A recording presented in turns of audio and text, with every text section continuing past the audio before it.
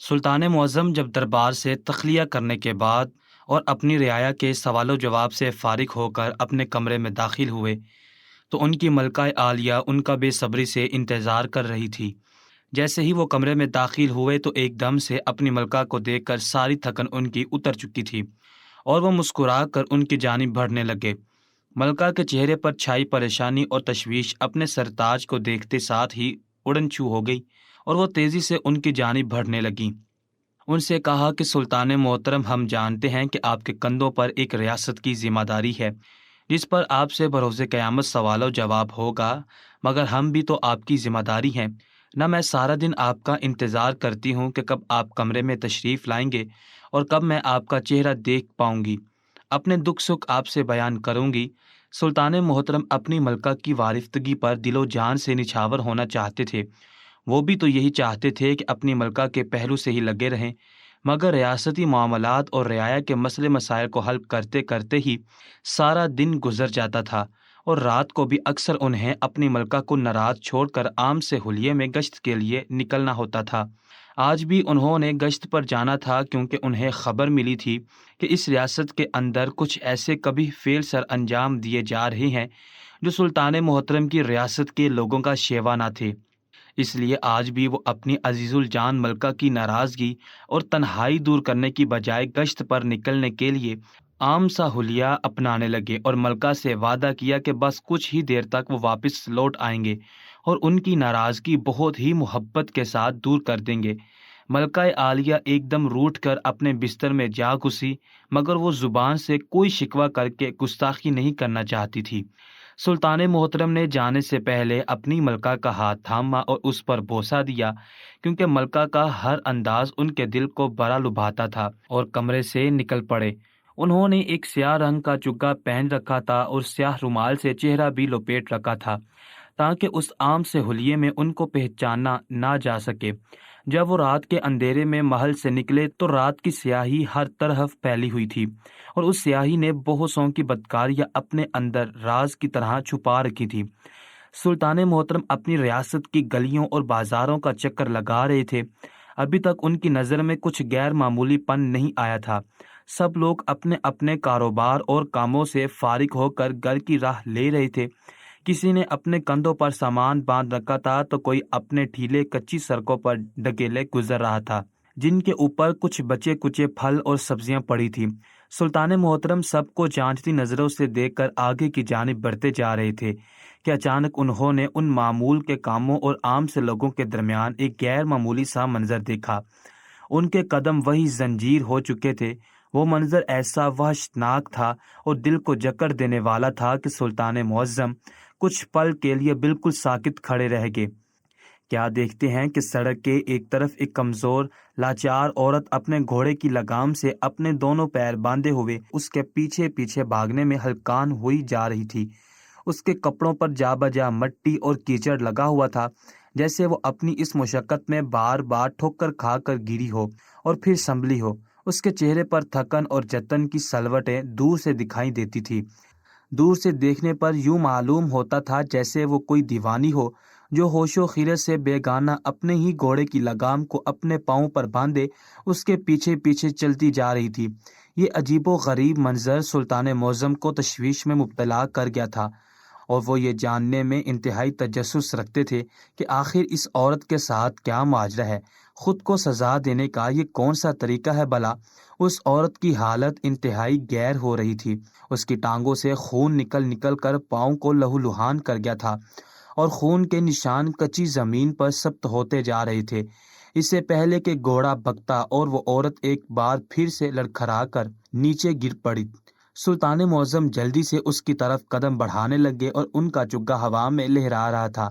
جب وہ اس عورت کے قریب آئے تو بولے کہ اے عورت، تو کس وبال میں پڑ گئی ہے اور کس جرم کی سزا تو خود کو دیے جا رہی ہے؟ آخر تجھے کس نے اتنا مجبور کیا کہ تو اپنی جان پر یوں ظلم کرے؟ اور وہ ایک دم سے رک گئی کیونکہ سلطان معظم نے اس گھوڑے کی پیٹھ پر ہاتھ رکھ دیا تھا، جس کی وجہ سے گھوڑا ایک دم رک گیا۔ عورت ایک دم آنکھوں میں بے پناہ خوف لیے اس سیاہ چگے والے آدمی کو دیکھ رہی تھی جنہوں نے چہرے پر نقاب چڑھا کر اسے چھپا رکھا تھا۔ صرف آنکھیں ہی نظر آ رہی تھی جن میں بے پناہ تشویش تھی، اور ایک ایسا سوال جس کا جواب شدت سے طلب کیا جانا ضروری تھا۔ وہ عورت کچھ لمحے کے لیے تو خوف و ہراس کی حالت میں اس سیاہ چگے والے کی آنکھوں میں آنکھیں ڈال کر دیکھنے لگی، اور پھر ایک دم غصے کے عالم میں گویا ہوئی کہ اے راہ گیر، تو میرے راستے سے ہٹ جا، تو نے میرا راستہ روک کر بہت بڑی مصیبت گلے میں ڈال لی ہے، مجھے میرے حال پر چھوڑ دے اور اپنا کام کر۔ عورت کو معلوم نہیں تھا کہ اسی سیاہ چگے میں ملبوس ان کی سلطنت کا عظیم بادشاہ ہے، اس لیے اس کی آنکھوں میں احترام کی بجائے خفگی تھی اور لہجہ غصے سے پر تھا۔ سلطان معظم کچھ دیر کے لیے تو عورت کی آنکھوں میں آنکھیں ڈال کر دیکھتے رہے کہ شاید وہ خود ہی اپنی تکلیف اور اس اذیت اور اس عجیب و غریب سزا کے بارے میں انہیں آگاہ کر سکے، مگر وہ عورت تو بہت ہی زیادہ پکی تھی۔ وہ اتنی جلدی کسی راہگیر کو اپنا راز نہیں بتانا چاہتی تھی، مگر سلطان معظم نے بھی ٹھان لی تھی کہ اس راز سے پردہ اٹھائے بغیر وہ یہاں سے ہلنے والے نہیں ہیں۔ انہوں نے کہا کہ عورت، تو شرافت سے خود ہی بتا دے، اس سے پہلے کہ میں کوئی دوسرا طریقہ آزماؤں پوچھنے کا، کیونکہ میں تو جانے بغیر یہاں سے ہلنے والا نہیں ہوں۔ تیرا جسم خدا تعالیٰ کی امانت ہے اور اسے سزا دینے کی جرت تو ہرگز نہیں کر سکتی، اس پر تجھے بروز حشر پوچھ گچھ ہوگی۔ مجھے بتا کہ تو نے خود کو گھوڑے کے ساتھ کیوں باندھ رکھا ہے؟ یہ سیاہ رنگ کا گھوڑا ہے اور یہ جس نسل سے تعلق رکھتا ہے میں اس سے خوب واقف ہوں۔ یہ تجھے نقصان پہنچانے سے ہرگز گریز نہیں کرے گا اور شاید تیری جان ہی کے درپے ہو جائے گا۔ خودکشی کرنے کا یہ طریقہ بڑا انوکھا ہے، اگر تو اپنی زندگی سے تنگ ہے تو کوئی اور طریقہ کیوں نہیں اپنا سکتی؟ عورت کہنے لگی کہ یہ جسم بھی میرا ہے، جان بھی میری ہے، اور اس پر مرضی میری چلے گی۔ تو کون ہوتا ہے مجھ سے یہ سوال کرنے والا؟ اب چل ہٹ راستے سے، ورنہ تیرا حشر برا ہوگا۔ جب سلطان معظم کو احساس ہوا کہ یہ عورت کسی عام انسان کو اپنے اس راز کے بارے میں ہرگز آگاہ نہیں کرے گی جس سے آگاہی سلطان معظم کی انا کا مسئلہ بن گئی تھی، اس لیے انہوں نے آہستہ سے اپنا نقاب ہٹایا اور اپنا چہرہ واضح کیا، جس پر عورت نے ایک دم سے اپنے منہ پر دونوں ہاتھ رکھ لیے۔ اس کی آنکھیں اس حد تک کھل گئیں کہ سلطان معظم اس کی آنکھوں میں اپنا عکس اچھی طرح سے دیکھ سکتے تھے۔ ایک دم سے عورت ان کے قدموں میں گر گئی اور زاروں قطار رونے لگی، معافی مانگنے لگی، کہنے لگی کہ گستاخی معاف کیجیے سلطان معظم، آج تو میں نے ایسا جرم کر دیا ہے کہ شاید میرا سر ہی قلم کر دیا جائے گا۔ آپ اپنے میان میں سے تلوار نکالے اور میرا سر قلم کر دیجیے، کیونکہ میں اس زندگی کو جلد از جلد ختم کرنا چاہتی ہوں، اس لامتاحی سزا کو جو میری روح میں سرایت کر گئی ہے، اور میرے جسم کا کوئی بھی حصہ ایسا نہیں جو اس درد سے نا آشنا ہو۔ آپ میری جان لینے میں ایک لمحہ بھی ضائع نہ کیجیے، آج تو میں نے اپنی زندگی کی سب سے بڑی گستاخی کر ڈالی ہے۔ سلطان معظم نے ایک دم سے اس عورت کے کندھوں سے پکڑ کر اسے اوپر اٹھایا، کہنے لگے کہ اے عورت، ہر انسان قابل احترام ہوتا ہے، میرے نزدیک ایک عام رعایا بھی اتنی ہی قابل احترام ہے جتنا کہ ایک تخت شاہی پر بیٹھا ہوا بادشاہ، کیونکہ ہم سب خدا تعالیٰ کی مخلوق ہیں اور ایک دوسرے کو عزت دینے کا درس ہمیں ہمارا دین ہی سکھاتا ہے۔ اس لیے تو گھبراہٹ کا شکار مت ہو اور مجھے اس عجیب و غریب حرکت کے بارے میں بتا جو تو اس گھوڑے کے ساتھ کر رہی ہے۔ آخر تجھے کس عقل سے پیدل انسان نے یہ مشورہ دیا ہے؟ مجھے اس انسان سے ملوا تاکہ میں اس کا سر قلم کر سکوں۔ اور ایک دم سے سلطان معظم کے آگے پھر سے جھک گئی اور کہنے لگی کہ آپ میری جان لیجئے سلطان معظم، مگر مجھ سے یہ راز مت اگلوائیے، کیونکہ ایسی شرمناک بات کو راز ہی میں رہنا چاہیے۔ میں اس حد تک شرمسار ہوں کہ یہ بات کسی کو بتا نہیں سکتی، اور نہ ہی اس شخص کا نام لے سکتی ہوں جو مجھ سے یہ حرکت سرزد کروا رہا ہے۔ مگر سلطان معظم تو ٹھان چکے تھے کہ اب تو انہیں ہر حال میں یہ راز جاننا ہے جو یہ عورت انتہائی مجبوری اور بے بسی کی حالت میں چھپانے پر مجبور ہے اور خود کو اذیت دینے کی انتہا پر ہے۔ سلطان معظم نے ذرا رعب دار آواز میں اس عورت کو مخاطب کیا کہ مجھے بتا آخر کیا ماجرا ہے، اگر تو نہیں بتائے گی تو میں خود معلوم کر لوں گا اور اس شخص کو کڑی سے کڑی سزا دوں گا اور تجھے بھی قید میں ڈال دوں گا۔ عورت ایک دم سے زاروں قطار رونے لگی، اس کی سسکیاں اور آہیں خاموش فضا میں ایک اداس نغمے کی طرح گل رہی تھی، اور پھر اس نے اس راز سے پردہ اٹھا ہی دیا، جسے سن کر سلطان معظم کا چہرہ ایک دم سے سرخ پڑ گیا، اور ان کا بس نہیں چل رہا تھا کہ اس شخص کا کیا حال کر ڈالے جس نے انسانیت سے اس حد تک گری ہوئی حرکت اس عورت سے سر انجام دلوائی تھی۔ سلطان معظم کا دل چاہ رہا تھا کہ فوراً اس کا گریبان پکڑ لیں اور اس کا سر قلم کر دے، مگر ایسے شخص کی سزا صرف سر قلم نہیں ہونی چاہیے تھی، بلکہ اسے تو تڑپا تڑپا کر مارنا چاہیے تھا۔ اس لیے انہوں نے پہلے اس بات کی تصدیق کرنی چاہیے کہ آیا کہ جو بات عورت کہہ رہی ہے کیا واقعی اس میں کوئی حقیقت ہے بھی یا نہیں۔ اس لیے انہوں نے اس گھوڑے کی لگام تھامی اور اپنے محل کی طرف چل دیے، اور عورت ہاتھ باندھے سلطان معظم کے پیچھے پیچھے چل رہی تھی۔ محل میں داخل ہوتے ہی سلطان معظم نے اپنے ملازمین کو حکم دیا کہ اس گھوڑے کو باقی گھوڑوں سے الگ باندھ دو، کیونکہ یہ ایک خاص قسم کا گھوڑا ہے، اس لیے باقی گھوڑوں کو اس کی ہوا تک نہ لگنے پائے۔ سپاہیوں نے سلطان معظم کے حکم کی تعمیل فوراً کی اور اس گھوڑے کو لے کر وہاں سے چلے گئے۔ وہ عورت سلطان معظم کے محل کی کنیزوں کے ساتھ محل کے اندر چلی گئی۔ ابھی اس عورت کی بات کی تصدیق کرنے سے پہلے سلطان معظم کو بھی فیصلہ نہیں کرنا چاہیے تھا، ایسا نہ ہو کہ جلد بازی میں کوئی ایسا غلط قدم اٹھا بیٹھے کہ بعد میں سوائے پچھتاوے کے کچھ حاصل نہ ہو۔ اس لیے وہ پوری تسلی اور تصدیق کرنا چاہتے تھے کہ آیا کہ جو بات عورت نے کی ہے اس میں کس حد تک حقیقت ہے۔ اگر تو وہ عورت جھوٹی ہوئی تو اسے کڑی سے کڑی سزا دی جائے گی، کیونکہ جھوٹ بولنے کی سزا بہت بری ہوتی تھی، اور اگر وہ عورت سچ بول رہی ہے تو اس عورت سے یہ فعل سر انجام دلوانے والے کو کل چونک میں سولی پر لٹکا دیا جائے گا، کیونکہ سلطان معظم کی نظروں میں آج تک اتنا گھٹیا کام اور اتنا قبیح جرم ان کی رعایا میں سے کسی شخص نے بھی سر انجام نہیں دیا تھا۔ اور حیرت کی بات تو یہ تھی کہ اس بیچاری عورت سے یہ غلط کام کروانے والا اس کا اپنا شوہر تھا۔ اسی لیے سلطان معظم تھوڑی سی تشویش میں پڑ گئے تھے کہ ایک شوہر چاہے وہ کس حد تک شفاق اور ظالم کیوں نہ ہو، وہ اپنی بیوی سے ایسی حرکت کیسے کروا سکتا ہے۔ سلطان معظم یہی سوچتے سوچتے اپنے حرم میں داخل ہوئے، جہاں ان کی ملکہ ان کا انتظار کرتے کرتے نہ جانے کب سو چکی تھی۔ ان کو یوں بے خبر اور پرسکون سوتے ہوئے دیکھ کر سلطان معظم کے چہرے پر ایک مسکراہٹ پھیل گئی تھی۔ ایک وہ خود تھے کہ اپنی ملکہ پر جان چھڑکتے تھے، ان کی ہر خواہش اور فرمائش پوری کرتے تھے، کیونکہ میاں بیوی کے رشتے کو باندھنے والی محبت کی ڈور آسمانی ہوتی ہے۔ خدا تعالیٰ کی طرف سے کہ ایک کے سینے میں اٹھنے والا درد دوسرے کا جسم محسوس کرتا تھا، اور ایک وہ بیوی تھی جس کا شوہر اس کو گھوڑے کے ساتھ باندھ کر ایسی شرمناک حرکتیں کرواتا تھا کہ دیکھنے والی آنکھیں پھٹنے لگتی اور سننے والے کان توبہ توبہ کرتے تھے۔ سلطان معظم اس غلیظ انسان سے جلد از جلد روبرو ہو کر اسے سخت سے سخت سزا دینا چاہتے تھے، مگر اس سے پہلے انہیں ایک کام کرنا تھا۔ سلطان معظم کے اس عجیب و غریب حکم پر محل میں چہمگوئیاں ہونے لگی۔ محل کی آب و ہوا ایک دم سے پوری سرار سی ہو گئی تھی، کیونکہ آج تک سلطان معظم نے ایسا کوئی حکم نہیں دیا تھا جو کہ انسانیت کے سراسر خلاف ہو۔ اس لیے سپاہی اور کنیزیں بھی آپس میں چہمگوئیاں کرنے سے باز نہیں آ رہے تھے۔ بار بار وہ اپنے کانوں کو بھی ہاتھ لگا لیتی تھی اور ادھر ادھر دیکھنے لگتی کہ شاید کوئی ان کی یہ بات سن نہ لے، کیونکہ دیواروں کے بھی کان ہوتے ہیں۔ اگر ان کی یہ بات کوئی سن لیتا تو انہیں بھی شاید کڑی سے کڑی سزا دینے سے باز نہ آتے، مگر عورتیں اپنی فطرت سے مجبور ہوتی ہیں، ایک ہی لمحے میں کسی کے خلاف زہر اگلنے میں وقت نہیں لیتی۔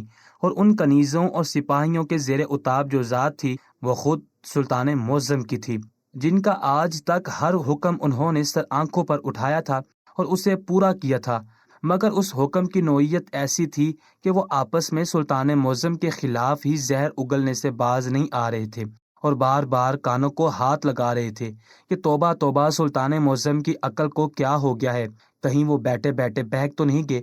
مگر ان کے پاس اس حکم کی تعمیل کے علاوہ کوئی چارہ نہ تھا، کیونکہ بادشاہ کا حکم ماننا سپاہیوں اور کنیزوں کی ذمہ داری ہوتی ہے، اور حکم نہ ماننے کی صورت میں جو سزا انہیں مل سکتی تھی وہ بھی کچھ کم نہ تھی۔ اسی لیے ساری کنیزوں نے مل کر اس کنیز کو تیار کیا جس کے بارے میں سلطان معظم نے یہ حکم دیا تھا کہ اسے دلہن کا لباس پہنا کر اس گھوڑے کے استبل میں لے جایا جائے اور دروازہ بند کر دیا جائے۔ وہ کنیز جسے اس اذیت سے گزرنا تھا اور عجیب و غریب حکم کی تعمیل کرنا تھی، وہ تھر تھر کانپے جا رہی تھی۔ بار بار اس کی آنکھوں سے آنسو جاری ہو جاتے، جس کی وجہ سے اس کا کاجل پھیل جاتا اور دوسری کنیزوں کو دوبارہ اس کا منہ دھو کر اسے سجانا پڑتا، مگر وہ بیچاری تو ایسی تھی کہ کاٹو تو بدن میں لہو نہ نکلے۔ اس سے تو اچھا تھا کہ سلطان معظم اس کا سر قلم کر دیتے، مگر اتنا گھناؤنا کام تو اس سے نہ کرواتے۔ نہ جانے سلطان معظم کے دماغ میں کیا سمائی تھی کہ کوئی ان سے سوال کرنے کی جرت بھی نہیں کر سکتا تھا۔ جب اس کنیز کو سرخ رنگ کا لباس پہنا کر اس گھوڑے کے استبل کی طرف روانہ کیا گیا، محل کی فضا عجیب و غریب سی ہو گئی تھی، جیسے آج تک یہاں پر کوئی اتنا گھناؤنا کام پہلے نہیں کیا گیا ہو جو اب کیا جانے والا تھا۔ ہر کوئی سہما ہوا تھا، اس کی آنکھوں میں ڈھیروں سوال تھے، مگر جس سے جواب طلب کرنا تھا وہ اس سلطنت کا بادشاہ تھا، اور یوں اس سے کوئی بھی باز پرس کرنے کی ہمت نہیں کر سکتا تھا سوائے ایک انسان کے۔ اور جب ملکہ تک یہ خبر پہنچی تو وہ اپنے کمرے میں جلے پیر کی بلی کی طرح ٹہلنے لگی۔ ان کا بس نہیں چل رہا تھا کہ فوراً سلطان معظم کے پاس جائیں اور ان سے سوال کریں کہ ان کی خاص کنیز کو آخر اتنی بڑی سزا کس بات کی دی جا رہی ہے۔ آخر کڑے انتظار کے بعد بھی جب سلطان معظم حرم میں داخل نہ ہوئے تو ملکہ کو کچھ کنیزوں کے ہمراہ ہی خود باہر نکلنا پڑا۔ سب کنیزوں کے چہرے پر ہوائیاں اڑی ہوئی تھی اور وہ تھر تھر کانپ رہی تھی۔ ان کی امید کا واحد مرکز صرف ملکہ ہی تھی، اور وہی سلطان معظم کے اس عجیب و غریب فیصلے سے ان کو ہٹا سکتی تھی۔ سلطان معظم اپنے دربار میں بے چینی کے عالم میں ٹہل رہے تھے، جیسے وہ فیصلہ نہ کر پا رہے ہوں کہ اس عورت کی سچائی جاننے کا یہ طریقہ کس قدر کارآمد ثابت ہو سکتا ہے۔ انہوں نے آج تک کسی بے گناہ انسان کو خواہ مخواہ زر نہیں پہنچایا تھا، مگر آج وہ ایسا کرنے پر مجبور ہو گئے تھے، اس لیے ان کی بے چینی اور پریشانی حد سے سوا تھی۔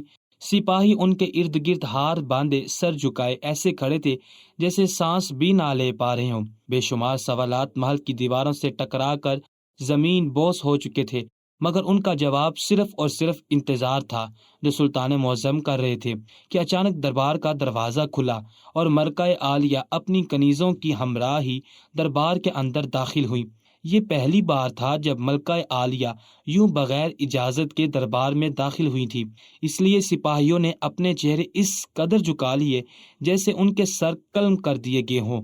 ان کی اتنی جرت نہیں تھی کہ نظر اٹھا کر ملکہ عالیہ کو دیکھ سکتے، جو پردے کی حالت میں سلطان معظم کے سامنے جا کھڑی ہوئی تھی، اور سلطان معظم جو پہلے ہی اتنے پریشان تھے، ملکہ عالیہ کو دیکھ کر تشویش میں مبتلا ہو گئے اور کہنے لگے، آخر ایسی بھی کیا تشویش لاحق ہوگی ملکہ عالیہ کہ آپ نے آج اپنے مقام قابل لحاظ نہ رکھا اور بغیر اجازت کے اتنے سپاہیوں کی موجودگی میں دربار میں چلی آئی۔ مگر بات ہی ایسی تھی کہ ملکہ عالیہ چہرے پر ڈھیروں تشویش اور آنکھوں میں بے پناہ غصہ لیے سلطان معظم کی آنکھوں میں آنکھیں ڈال کر دیکھ رہی تھی۔ وہ ان کی عزیز الجان بیوی تھی، اور یہ مان اور اعتماد ان کو سلطان معظم کی محبت نہیں دیا تھا کہ وہ یوں بڑے دھڑلے سے دربار میں ان کے سامنے کھڑی تھی۔ سلطان معظم نے ان کو حرم میں جانے کا اشارہ کیا اور کہا کہ ہم ابھی آ رہے ہیں، آپ کے سارے شکوک و شبہات کی تصحیح وہیں پر آ کر کریں گے۔ اس لیے ناچار ملکہ عالیہ کو واپس پلٹنا پڑا، اور سلطان معظم ملکہ عالیہ سے ملنے سے پہلے اس بات کی اچھے سے تصدیق کرنا چاہتے تھے، کیونکہ کنیز کو تیار کر کے استبل میں بھیج دیا گیا تھا اور چند سپاہی استبل کے باہر نگرانی کے لیے مقرر کر دیے گئے تھے کہ اگر ذرا سی بھی کوئی خلاف معمول بات ہوئی تو فوراً سے پہلے سلطان معظم کو مطلع کر دیا جائے گا۔ اچانک ہی دربار کا دروازہ کھلا اور سلطان معظم کا وزیر خاص دربار میں داخل ہوا۔ وہ کافی زیادہ ہار رہا تھا۔ انہوں نے سلطان معظم کے کان میں ایک سرگوشی کی، جس سے سلطان معظم کے شک کی تصدیق ہو گئی، اور وہ فوراً سے وزیر کے ہمراہ میں استبل کی طرف بڑھ رہے تھے۔ ان کا بس نہیں چل رہا تھا کہ اس شخص کے ساتھ کیا کر ڈالیں گے، کیونکہ ان کی بات کی تصدیق ہو چکی تھی اور وہ عورت سجی تھی، اس کے ساتھ واقعی زیادتی ہوئی تھی۔ جب سلطان معظم استبل کے سامنے پہنچے تو سپاہی اس کنیز کو استبل کے اندر سے لا رہے تھے، جس کے کپڑے جا بجا پھٹے ہوئے تھے اور وہ بری طرح سے کانپ رہی تھی، مگر اس کے منہ سے کوئی لفظ برآمد ہونے کا نام نہ لے رہا تھا، کیونکہ وہ اس حد تک خوف کا شکار تھی کہ شاید وہیں گر کر مر ہی نہ جاتی۔ سلطان معظم نے ایک بڑی سی چادر اس کے وجود پر ڈالی اور کنیزوں کی سنگت میں اسے حرم میں لے جایا گیا۔ اس کنیز کی خاص خدمت کرنے کا حکم دیا گیا۔ سلطان معظم ہر طرح کے نسل کے گھوڑوں سے اچھی طرح سے واقف تھے، مگر یہ گھوڑا ایسا تھا کہ جس نے سلطان معظم کو خود حیران کر دیا تھا، کیونکہ آج تک ایسا گھوڑا ان کی نظروں سے نہیں گزرا تھا جسے اتنے غلط طریقے سے ٹریننگ دی گئی ہو۔ اور وہ ٹریننگ دینے والا آدمی کون تھا؟ سپاہی اس کو پکڑنے کے لیے سلطان معظم کے حکم سے روانہ ہو چکے تھے۔ سلطان معظم استبل کے اندر گئے تو وہ گھوڑا عجیب سے انداز میں زمین پر لیٹ رہا تھا، جیسے وہ تڑپ رہا ہو، جیسے اپنے شکار کو اپنے ہاتھوں سے نکلتا دیکھ کر اس کا بس نہ چل رہا ہو کہ اپنا غصہ کس پر نکالے۔ سلطان معظم نے ہر طرح کے اڑیل گھوڑوں کو لگام دینا سیکھی تھی، اور انہیں یقین تھا کہ اس گھوڑے کو بھی وہ جلد سدھار لیں گے۔ جیسے بگاڑنے میں کوئی کسر نہیں چھوڑی گئی تھی، انہیں اس گھوڑے پر ترس آ رہا تھا، بجائے غصہ کرنے کے، کیونکہ جانور تو بیچارے معصوم ہوتے ہیں، انہیں کیا پتا کیا چیز غلط ہے اور کیا صحیح۔ یہ تو ان کا مالک ہی ہوتا ہے جو انہیں صحیح اور غلط کی ٹریننگ دیتا ہے، اور اس گھوڑے کے مالک کی آج خیر نہیں تھی۔ سلطان معظم اس گھوڑے کے سامنے اسے کڑی سے کڑی سزا دینا چاہتے تھے اور اسے سولی پر لٹکا دینا چاہتے تھے، تاکہ وہ ہمیشہ کے لیے نشان عبرت بن جائے۔ کوئی بھی انسان اتنی انسانیت سے گھری ہوئی حرکت کرنے کے بارے میں سوچے بھی نہ۔ شاید اس محل میں آج تک کسی کو اتنی سخت سزا پہلے نہیں سنائی گئی تھی جتنی اس آدمی کے نصیب میں لکھی جا چکی تھی۔ جب وہ آدمی سلطان معظم کے سامنے پیش ہوا تو اس کے چہرے سے خباثت ٹپک رہی تھی۔ وہ انسان کی شکل میں ایک ایسا شیطان تھا جسے جلد از جلد ختم کیا جانا بہت ضروری تھا۔ سلطان اپنی نشست خاص سے اٹھے اور قدم قدم چلتے ہوئے اس کے قریب آئے۔ ان کے دل میں ایک لاوا تھا جو پھٹنے کو تیار تھا۔ انہیں ابھی تک یقین نہیں آ رہا تھا کہ ان کی ریاست میں کوئی ایسا آدمی بھی موجود ہے جو انسانیت سے اس حد تک گری ہوئی حرکت سر انجام دے رہا ہو۔ وہ سلطان معظم کی آنکھوں میں آنکھیں ڈال کر دیکھ رہا تھا، جیسے اسے کوئی ڈر یا خوف نہ ہو، کیونکہ جب انسان سرکشی کی حد پھلانگ جاتا ہے تو اسے آنے والی سزا کے بارے میں کوئی خوف نہیں ہوتا، کیونکہ اسے یقین ہوتا ہے کہ وہ سب کچھ کنٹرول کرنا جانتا ہے، اور یہی اس کی سب سے بڑی غلط فہمی ہوتی ہے۔ سلطان معظم نے اس سے پہلے کہ اسے کوئی سخت یا سخت سزا سناتے اور سپاہیوں کو اس سزا پر درآمد کرنے کا حکم دے دے، وہ صرف ایک سوال اس سے کرنا چاہتے تھے کہ آخر کیوں اس کے دماغ میں اس حد تک شیطانی خیال سمایا اور اس نے اپنی ہی بیوی کو اس گھوڑے کے ساتھ شرمناک حرکتیں کروائی جن کے بارے میں سوچ کر ہی عقل انسانی دنگ ہو جائے۔ سلطان نے اس سے مخاطب ہوئے کہا کہ اے خبیث، تجھے تو انسان کہتے ہوئے بھی شرم آتی ہے، کیونکہ ایسی گری ہوئی حرکت تو شیطان بھی نہیں کرتے۔ نہ جانے تیرے اندر اس حد تک برائی جنم کیوں لے چکی ہے اور تو سرکشی کی ہر حد کو کیوں پھلانگ چکا ہے۔ میں بھی کوئی سزا دینے سے پہلے تمہیں بس یہ سوال پوچھنا چاہتا ہوں کہ آخر اس عورت کا کیا قصور تھا۔ اس سوال کا جواب مجھے سچ سچ سنانا، کیونکہ چاہے وہ عورت کس قدر بھی قصوروار کیوں نہ ہو، اس کی یہ سزا ہرگز نہیں ہونی چاہیے تھی جو تو نے اسے اب تک دی ہے۔ اس عورت کے بارے میں سن کر اس آدمی کا غصہ 7ویں آسمان پر پہنچ چکا تھا۔ کہنے لگا کہ اسے میرے سامنے لایا جائے، میں اسے اپنے ہاتھوں سے قتل کرنا چاہتا ہوں، جس نے اپنے شوہر کے راز سے یوں پردہ فاش کر دیا۔ وہ شخص بے شرمی کی ساری حدیں پھلانگ چکا تھا اور سلطان معظم کے سامنے بھی کوئی لحاظ اور شرم محسوس نہیں کر رہا تھا، نہ کوئی ڈر اور خوف اس کے دل میں، بس غصہ اور انتقام تھا جو بہہ جانے کو تیار تھا۔ وہ کہنے لگا کہ وہ عورت میری بیوی ہے، میں جیسے چاہوں اس پر اپنی مرضی مسلط کر سکتا ہوں، مجھ سے کوئی سوال کرنے والا نہیں ہے۔ سلطان معظم نے کہا کہ یہی تو تمہاری بھول ہے جس میں تم گرفتار ہو۔ تمہاری پکڑ نہیں ہوگی، کیونکہ اب تمہاری پکڑ ہو چکی ہے اور تم سب کی نظروں میں نشان عبرت بننے والے ہو۔ اس لیے مرنے سے پہلے سچ اگل تو مرتا ہوا آدمی جھوٹ بولتا اچھا نہیں لگتا۔ وہ آدمی بولا کہ اس عورت نے بار بار مجھے ٹھکرایا تھا، اس میں اتنا غرور ہے اور انا تھی کہ میں اس کا غرور توڑنا چاہتا تھا۔ میں نے اسے اپنے رشتے کی پیش قدمی کی تو اس نے یہ کہہ کر انکار کر دیا کہ میں اس کے معیار کا نہیں ہوں، اور میں نے تبھی سوچ لیا تھا کہ اسے اپنا کر ہی رہوں گا اور اسے ایسی کڑی سے کڑی سزا دوں گا کہ اس کا سارا غرور اور انا مٹی میں مل جائے گی۔ اسی لیے میں نے اپنے جان سے پیارے گھوڑے کے حوالے اسے شادی والی رات کر دیا۔ اس کے مطابق میں اس کے معیار کا نہیں تھا، اس لیے میں خود اس کے قریب نہیں پھٹکا، کیونکہ میری انا اس بات کی اجازت نہیں دیتی تھی کہ میں ایسی عورت کے ساتھ صحبت کروں جو میرے بارے میں اس حد تک غلط رائے رکھتی ہے۔ اس لیے میں نے اسے شادی کی رات ہی گھوڑے کے حوالے کر دیا اور اسے کہہ دیا کہ تم میری نہیں بلکہ میرے شیرو کی بیوی بن کر رہے گی۔ اس کی خدمت کرے گی، کیونکہ شیرو مجھے جان سے زیادہ عزیز ہے۔ اس کی بھی تو خواہشیں ہیں۔ میرے شیرو کو شروع سے ہی عورتوں کی سنگت کا شوق تھا۔ وہ جب تک کسی خوبصورت عورت کے ہاتھوں سے چارہ نہیں کھاتا تھا، کئی دن تک بھوکا رہتا تھا۔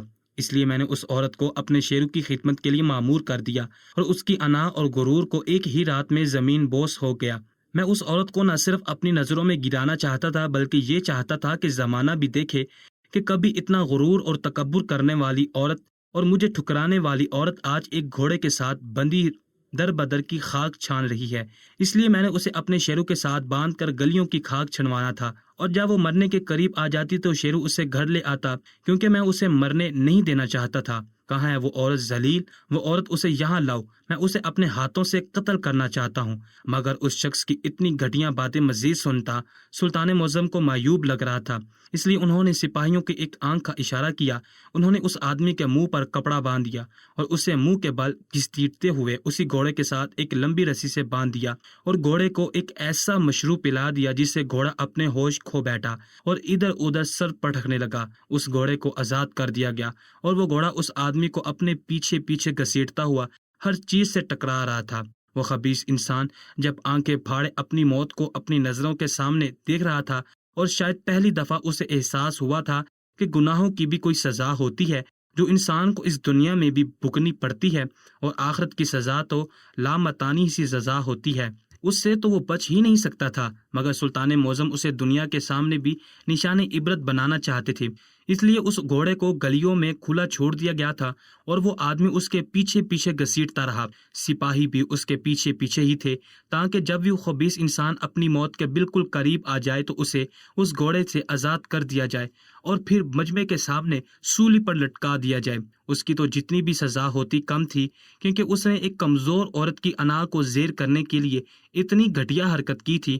جب اسے سولی پر لٹکایا جانے لگا تو وہ عورت اس کے سامنے کھڑی تھی۔ وہ بیچاری عورت ایک خوبصورت لڑکی تھی، جس کی عمر بمشکل 30 سال کے قریب ہوگی، اور اس نے اتنی اذیتیں سہی تھی کہ وہ وقت سے پہلے ہی بوڑھی لگ رہی تھی۔ مگر آج اس کی آنکھوں میں ایک چمک تھی جو اپنے مجرم کو اپنی نظروں کے سامنے سزا دلواتے ہوئے دیکھ رہی تھی۔ اس آدمی کو سولی پر چڑھانے کے بعد اس عورت کو سلطان معظم نے دوسری کنیزوں کے ساتھ محل میں رکھ لیا، اور وہ کنیز جو گھوڑے کے استبل میں بھیجی گئی تھی تاکہ سلطان معظم اس بات کا یقین کر لیں کہ وہ گھوڑا کس حد تک بگڑا ہوا ہے اور وہ عورتوں کے ساتھ کس طرح کا سلوک کرتا ہے، اس سے پہلے کہ وہ اس کنیز کا حشر نشر کر دیتا، سپاہیوں نے فوراً سے استبل کا دروازہ کھولا اور اس کنیز کو اس گھوڑے سے آزاد کروا لیا، کیونکہ سلطان معظم کا حکم تھا کہ کنیز کو کوئی بھی نقصان نہیں پہنچانا جائے۔ وہ بس یہی دیکھنا چاہتے تھے کہ گھوڑا اس عورت کو سرخ لباس میں دیکھ کر آخر کیا کرتا ہے، اور جب اس بات کی تصدیق ہو گئی کہ وہ گھوڑا صنف نازک میں کشش رکھنے لگا تھا، اور خاص طور پر جب عورت کو سرخ رنگ کا لباس پہنا کر اس کے سامنے پیش کیا جاتا تو وہ آپے سے باہر ہونے لگتا تھا، کیونکہ اب وہ آدمی اپنی بیوی کو روز سرخ کے لباس میں ہی گھوڑے کے سامنے پیش کرتا تھا۔ اس آدمی کے گھوڑے نے ذہن میں یہ تاثر ڈال دیا تھا کہ یہ عورت اس گھوڑے کی دلہن ہے۔ جب کنیز کو دیکھ کر بھی گھوڑے کی یہی حالت ہونے لگی تو کنیز کو فوراً سے چھڑوا لیا گیا۔ سلطان معظم نے اس کنیز کو بہت بھاری انعام بھی دیا تھا، کیونکہ اس نے اپنی جان پر کھیل کر سلطان معظم کا یہ عجیب و غریب حکم مانا تھا۔